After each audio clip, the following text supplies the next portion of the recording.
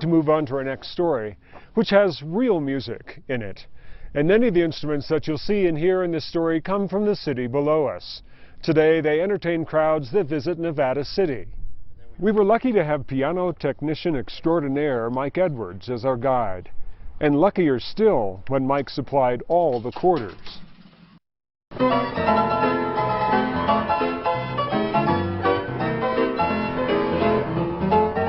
In the musical collection world, there's a lot of people that know of this collection.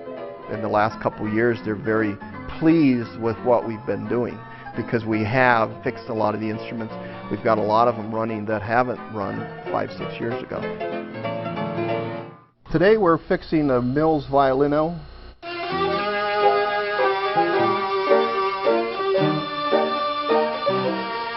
It actually plays the piano and violin.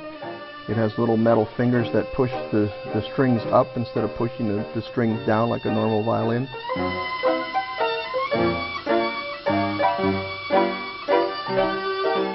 They called it the seventh wonder of the world, and sometimes it's a wonder how it works.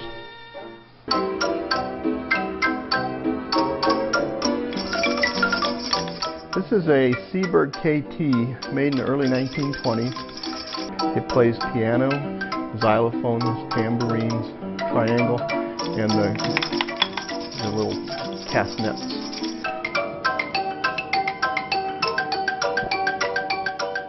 It's a beautiful, beautiful machine. This is an 1890s Molinari barrel piano. It was actually what the street vendors would push around in the streets. And what happens is wooden barrel turns, and every time there's a little nail here, it actually plays the note of the piano. So.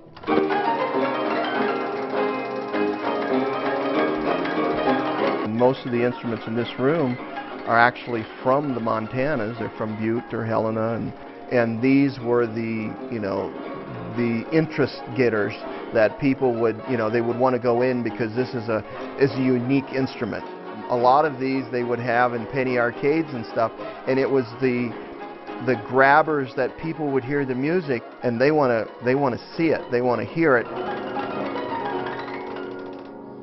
The kids love this because I can teach them in 30 seconds how to play the piano and they don't have to take lessons.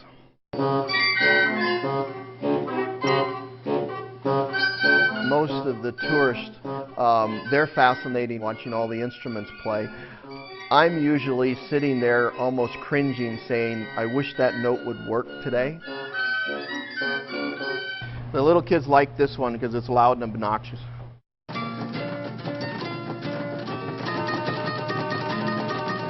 This is the Wurlitzer player harp. There was only 1,000 of these made. There's probably less than 500 still known in existence. Well, the uniqueness of this collection is it's the opportunity for myself to work on a couple instruments that there's only 3 or 4 left in the world. So the opportunity to actually see one, let alone work on them, is quite unique. And there's a lot of work to be done.